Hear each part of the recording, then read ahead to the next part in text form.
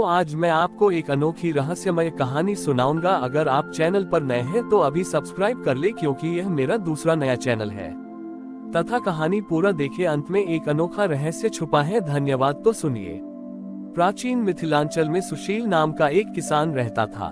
सुशील बहुत मेहनती था, पर कई वर्षों से उसकी फसल अच्छी नहीं हो रही थी। वह इस बात से दुखी था कि धनतेरस पर वह अपने घर के लिए कोई नया धातु का बर्तन नहीं खरीद पाता था, जैसा कि सभी पड़ोसी करते थे। सुशील की पत्नी अविशा बहुत धर्मपरायण थी। वह जानती थी कि उनके पास भले ही भौतिक धन न हो, पर उनकी भूमि ही उनका सच्चा धन है, जो उन्हें जीवन देती है। धनतेरस का दिन आया। सुशील उदास था। उसने अविशा से कहा, अविशा देखो, पड़ोसियों ने सोने चांदी के बर्तन खरीद लिए हैं, पर हमारे पास एक तांबे का कलश भी खरीदने के पैसे नहीं हैं। क्या लक्ष्मी हमसे रूठ गई है? अविशा ने गहरी सांस ली और कहा, स्वामी, लक्ष्मी हमसे रूठी नहीं है। हम उस धन को भूल रहे हैं जो हमारे पैरों के नीचे है। उसने सुशील को समझाया, धनतेरस के दिन भगवान धन्वंतरी अमृत कलश लेकर प्रकट हुए थे। वह अमृत कलश हमें याद दिलाता है कि जीवन का मूल स्रोत शुद्धता और पवित्रता है, और पृथ्वी से अधिक शुद्ध क्या है? अविशा ने एक अनोखा संकल्प लिया, जिसे उसने पवित्र भूमि पूजा का नाम दिया। तारांकन भूमि की शुद्धि। उसने अपने घर के बाहर और खेतों के किनारे की सारी गंदगी साफ की। तारांकन जल का सम्मान। उसने एक साधारण मिट्टी का घड़ा लिया और उसे अपने खेत के सबसे स्वच्छ और गहरे कुएं के जल से भरा। तारांकन धन की स्थापना। उसने सोने या चांदी के बजाय उस मिट्टी के घड़े को, जो शुद्ध जल से भरा था, अपने घर के पूजा स्थान पर स्थापित किया।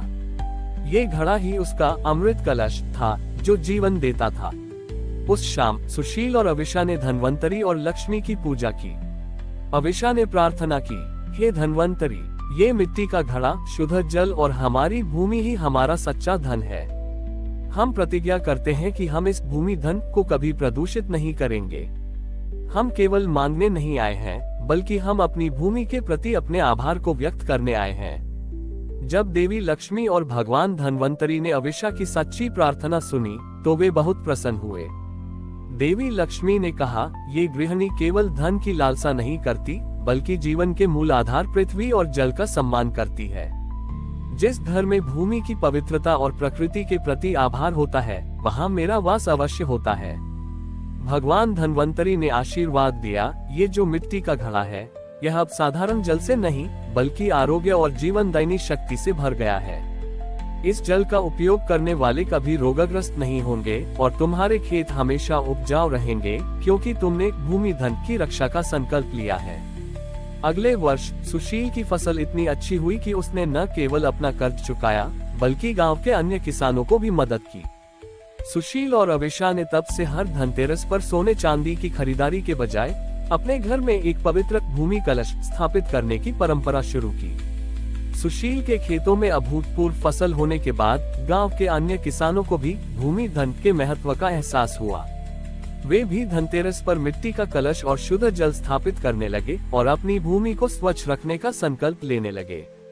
परंतु सुशील और अविशा जानते थे कि केवल संकल्प लेना पर्याप्त नहीं है, उसे कर्म में बदलना आवश्यक है। एक वर्ष धनतेरस से ठीक पहले गांव में भीषण सूखा पड़ा। लोगों की फसलें सूख गईं और पीने के पानी की भी कमी हो गई। गांव के मुखिया ने सुशील को बुलाया और कहा, सुशील, तुम तो धन्वंतरी और लक्ष्मी के आशीर्वाद से समृद्ध हो, तुम ही हमारी मदद करो। सुशील और अविशा ने मिलकर एक योजना बनाई, तारांकन ज्ञान का भूमि दान। सुशील ने गांव के सभी किसानों को ये सिखाना शुरू किया कि कैसे कम पानी में भी फसल उगाई जा सकती है, और भूमि के प्राकृतिक पोषक तत्वों को कैसे बचाया जा सकता है। उन्होंने ज्ञान को भूमि दान के रूप में दिया। तारांकन जल का कलश दान। अविशा ने अपने घर में धनतेरस के लिए तैयार किए गए भूमि कलश को गांव के सबसे सार्वजनिक स्थान पर स्थापित किया। ये कलश अब केवल उनका नहीं, बल्कि पूरे गांव का प्रतीक था। उन्होंने घोषणा की, इस धनतेरस पर हम कोई भौतिक वस्तु नहीं खरीदेंगे, बल्कि अपना सारा धन और श्रम इस गांव के लिए एक विशाल जलकुंड तालाब बनाने में लगाएंगे। तारांकन सामुदायिक श्रम का संकल्प। उन्होंने गांव वालों से कहा कि वे धनतेरस पर सोना चांदी खरीदने के बजाय एक दिन का श्रम दान करें। हर व्यक्ति अपने हिस्से का धन, श्रम और समय इस जलकुंड को गहरा करने और साफ करने में लगाएगा। यही उनका सामूहिक भूमि धन होगा। गांव वालों को अविशा की बात सही लगी। धनतेरस के दिन बाजार में भीड़ कम थी। इसके बजाय गांव के सभी लोग अमीर गरीब का भेद भूलकर एक साथ फावड़ा और टोकरी लेकर जलकुंड के पास इकट्ठा हुए। सुशील और अविशा ने सबसे पहले मिट्टी खोदकर श्रमदान की शुरुआत की। जब गांव के लोगों ने एकजुट होकर काम किया तो उस जलकुंड ने कुछ ही दिनों में गहरा आकार ले लिया।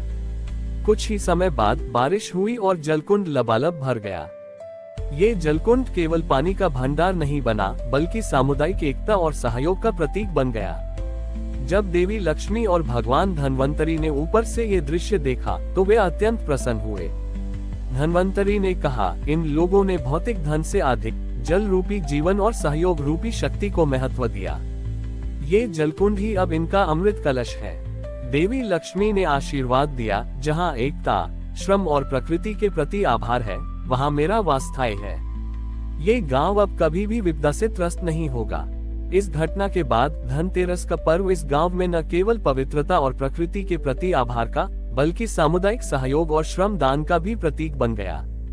उन्होंने हर वर्ष धनतेरस पर नए जल स्रोत बनाने, वृक्षारोपण करने और भूमि को साफ रखने का संकल्प लिया। ये सिद्ध हुआ कि सच्चा धन तभी फलदायी होता है जब वह सामूहिक कल्याण और प्राकृतिक संसाधनों के संरक्षण के लिए उपयोग किया जाता है। सुशील के गांव में श्रम और पर्यावरण संरक्षण की जो परंपरा शुरू हुई थी, उसकी खबरें दूर दूर तक फैल गईं। पड़ोसी राज्यों के लोग भी उस गांव से प्रेरणा लेने आने लगे। इस गांव को अब स्वर्ण ग्राम, गोल्डन विलेज नहीं बल्कि स्वस्थ ग्राम, हेल्दी विलेज कहा जाने लगा। इस राज्य का राजा, जिसका नाम विक्रमसेन था, बहुत व्यस्त और अक्सर लापरवाह रहता था। उसे लगता था कि धनतेरस का अर्थ केवल राजकोष में सोना बढ़ाना और महंगे उत्सव मनाना है। जब उसे स्वस्थ ग्राम के बारे में पता चला कि कैसे वहाँ के लोग धनतेरस पर श्रम दान करते हैं और अपने राजा से किसी उपहार की अपेक्षा नहीं रखते, तो वह चकित हुआ। वह तुरंत सुशील और अविशा से मिलने आया। राजा ने सुशील से पूछा, हे सुशील, तुम लोग इतना श्रम क्यों करते हो और मुझसे कोई उपहार क्यों नहीं मांगते? तुम्हारे राजा होने के नाते मेरा भी तो कोई कर्तव्य है।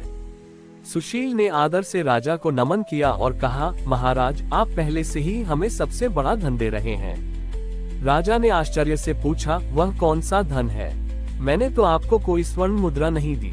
सुशील ने अविशा द्वारा स्थापित भूमि कलश की ओर इशारा किया और कहा, महाराज, ये भूमि कलश हमें बताता है कि राजा का सबसे बड़ा धन न्याय है।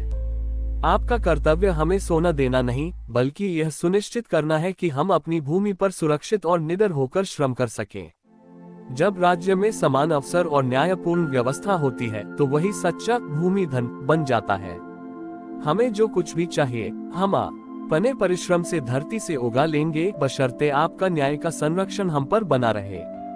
राजा विक्रमसेन को अपनी भूल का एहसास हुआ। वह समझ गया कि उसका असली राजकोष सोने में नहीं बल्कि प्रजा के विश्वास और उनकी सुरक्षा में है।